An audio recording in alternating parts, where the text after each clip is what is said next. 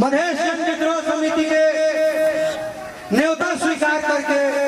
अरुआ समोहिनी और इन युवा वरिष्ठ और हर एक साल ये कार्यक्रम के अरुआ समय सफल बनावनी एकरा के खातिर मधेश जन विद्रोह समिति के तरफ से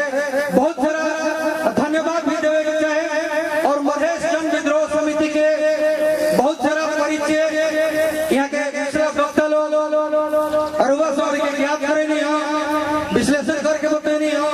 तो ऐसे हम अरुआ से आग्रह कहे के चाहे कि लोग मधेश जन विद्रोह समिति के बारे में अभिव्यक्ति एक गांव के नेतागण लोग और जनता गण लोग अरुआ समय जितना भी नकारात्मक बात समझो के सोचत नहीं हो ओकरा के दिल से निकाल के फेंकते हो करके राष्ट्र के खातिर, देश के खातिर, समाज के खातिर, मधेश के खातिर काम कर रहा बा और निष्पक्ष रूप से देश के खातिर आवाज उठा रहा बा जेकर नाम बा मधेश जन विद्रोह समिति। मधेश जन विद्रोह समिति 72 के आंदोलन से ही मधेश सहित समग्र देश के काठमांडू केंद्र जौन भी पहाड़ी पार्टी सब बा उन लोग की गतिविधि देखल गई तो लागल कि ई देश के सही बागडोर संभाले वाला ई देश में क्यों न रह गई, ये देश के सही रास्ता पर ले जाए वाला कोनो भी नेता को पंक्ति ना दिखाई देलो। मधेश के आंदोलन 72 में ही मधेश जन विद्रोह समिति के जन्म दहल गए और तभी से मधेश जन विद्रोह समिति मधेश सहित समग्र देश में अनेक गांव में घूम घूम के जन जागृति कार्यक्रम अपन चला रहा बा और हर एक साल माघ 5 गते के दिन ये मधेश के 22 जिला के बीच रहा वीरगंज से 5 किलोमीटर उत्तर साइड में काम करे वाला पार्टी माओवादी देश में समतामूलक संविधान समानुपातिक समावेशिता विभिन्न मुद्दे के खातिर 10 वर्ष जोन युद्ध लड़ल ओमे 33,000 जान के बलिदानी चढ़ेला। ये देश के अनेकन पार्टी सबके विकृति और विरोध के विरोध में, राणा काल के विरोध में, राज्य काल के विरोध में, राजतंत्र के विरोध में और देश में 47 साल में आयल प्रजातंत्र के विरोध में भी माओवादी अपन 10 वर्ष जन युद्ध लड़ इ लोग के देश से सफाया करे के खातिर 63, 64, 62, 63 के जन आंदोलन के बाद समग्र मधेश एक प्रदेश आत्मनिर्णय के अधिकार पूर्ण समानुपातिक जनसंख्या के आधार पर निर्वाचन क्षेत्र गठन करके मधेश के अहम मुद्दा लेकर के मधेश में खुलल अनेकन बहुमुखिया मधेसिया पार्टी जौन की सभे पहाड़ी पार्टी के क्रॉस में चिंतन माहौल पार्टी हो गई और ये लोग 72 के विश्व चर्चित मधेश आंदोलन में हजारों युवा की शहादत करा के और हजारों के घायल करा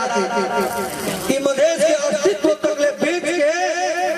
आज वो है तत्कालीन समय में पहाड़ केंद्रित जोन पार्टी 3 दलीय सरकार रहे माले माओवादी और नेपाली कांग्रेस मधेश के मुद्दा ना संबोधन कैला के कारण ये लोग मधेश में आग जलौलक और हजारों युवा के शहादत दिलौलक और उस शहादत के बदला ये मधेसी जनता के आज का मिलल, ये देश के का मिलल, ये राष्ट्र के का मिलल। ओवे के समय में 1300 रुपया पड़े वाला गैस सिलेंडर 13,000 और 100 रुपया पड़े वाला पेट्रोल प्रति लीटर के 500 रुपया लीटर में काठमांडू के पहाड़ी समुदाय के जनता के मधेश सहित समग्र देश के जनता के कीने पर बात पारे वाला नेतृत्व पंक्ति कौन हो, मधेश के या पहाड़ के हो या केंद्रीय सरकार हो। आखिर इतना उपद्रव मचा के इस देश के अर्थतंत्र के धराशाही करके देश के जनता के काम में 33,000 जनता में हमने के बहुत सारा नेपाली प्रहरी लोग, नेपाली सेना के लोग, नेपाली सशस्त्र प्रहरी के लोग, साथ ही हमने के मधेश सहित समग्र देश के बहुत सारा युवा के बहका के भूलिया के अधिकार के नाम पर, जात के नाम पर, पात के नाम पर शहादत दिलवा के आज सबे देखिए तो शहादत दिलवा के शहादत के सीढ़ी बचा के बना के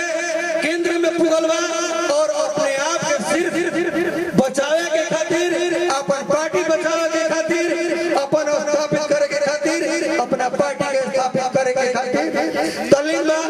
और ई देश के इतना शहादत देला के बाद का मिलल, ई राष्ट्र के का मिलल। आज ई देश के अग्रपंथी में रहे वाला राष्ट्रपति उपराष्ट्रपति के बेटा, ई देश के अग्रपंथी में रहे वाला प्रशासनिक निकाय आईजीपी के लड़का, ए देश के गृह मंत्री कहे वाला लोग, ए देश के प्रधानमंत्री के बीबी परराष्ट्र मंत्री जे बिहार आज सभी कोई प्रश्न में लिखल बा। केहू सोना के व्यापार करता तो केहू नेपाली युवा के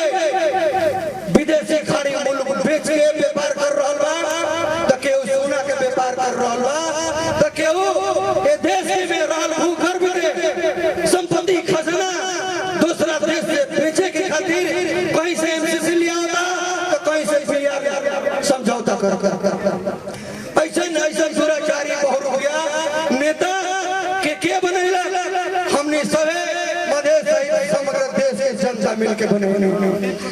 इतना शहादत देला के बाद आज हमने के का मिलता, का देखे के मिलता। ऐसा ऐसा नेतृत्व करे हमने के जेकरा के भेजले बानी वो हमने के यहाँ बल्कि हमने के अंतर्राष्ट्रीय स्तर पर देश के अस्तित्व, देश के गरिमा सब कुछ लुटा दे और सबके प्रतिष्ठा बेच रहे। ऐसे ऐसा बहुत हो गया। विदेशी एजेंट जॉन काठमांडू के सिंह दरबार में संविधान सभा में 50-40 पढ़तर सन और संविधान सभा में शैतान के रूप में बैठल बड़ा सन। ऐसा बहुत रुपया विदेशी दलाल एजेंट के 72 सही मधेश विद्रोह समिति बहिष्कार करते आ रहा और मधेश सहित समग्र देश के जनता में इस बहुत रुपया पार्टी के पार्टी के बहिष्कार करे के आग्रह कर रहा। मधेश विद्रोह समिति के सिद्धांत और प्रचार पर देखो जाओ आज देश में काठमांडू में एगो मधेसी के लड़का जाके स्वतंत्र रूप से पूरे काठमांडू के आज तहलका मचा के रख ले मीठे का नाम मेयर पालन शाह। मधेश विद्रोह समिति के सिद्धांत और विचार पर चल के देश में नया उदय राष्ट्रीय पार्टी के सभापति रवि लामी छाने के नाम सुन लो के भले ही आज वो भ्रष्टाचारी में लिप्त बढ़ल और उनके पर भ्रष्टाचारी का आरोप लगल बा, उनका पर्सनल मैटर, लेकिन मधेश विद्रोह समिति के सिद्धांत विचार पर आज हमने के समाज के ही लोग जौन नंदन मिश्रा जी बोल रहे हैं कि गाछुआ काटे के खातिर लकड़िए साथ देवेला, वैसे ही मधेश के कल्याण के खातिर मधेश के लोग ही मधेश के बाधा बनल बा। ऐसे मधेश विद्रोह समिति गांव में हर जगह 33,000 जनता के शहादत दिलवाई लोग और मधेश के पार्टी लोग मधेसी युवा के शहादत दे रहे। लेकिन देखिए विश्व में दुनिया में जितना भी डेमोक्रेसी देश में कहीं ऐसा संविधान नहीं है कि हारल व्यक्ति और विपक्ष में रहल पार्टी सब मिलके गठबंधन करके देश के गठबंधन के रूप में ठग रहा। देश के जनता के सारा संपत्ति लूट के बेचवा के खून पसीना के पैसा टैक्स के रूप में ले रहा बा। यहाँ तक कि विदेश से खाड़ी मुल्क में यहाँ युवा के भेज के और वहाँ के कमाई में रेमिटेंस लगा के देश के झोपड़ी तक खाली कर रहा बड़ा सन और पैसा का गठबंधन यहाँ के सिस्टम लगाओ कि पक्ष और विपक्ष के कोनो पहचान नहीं के सभी मिल के गठबंधन करके यहाँ ठग रहा। एक जगह से एगो नेता हारे था तो ओकरे के दूसर का जगह खड़ा करा करके और एगो पार्टी के खातिर 5 पार्टी साथे मिल के आके ओकरा के जिताओ था ताकि हमने के केंद्र में बैठ के सब कोई के भाग भंडा लगा के खाए पिए के बाद ऐसा नहीं भ्रष्ट लोग के भ्रष्टाचारी खत्म करे के खातिर मधेश विद्रोह समिति आज 72 साल से ही निरंतर अपनी जागृति के काम कर रहा बा और आगे के दिन में भी करते रही। समय बहुत कम बा।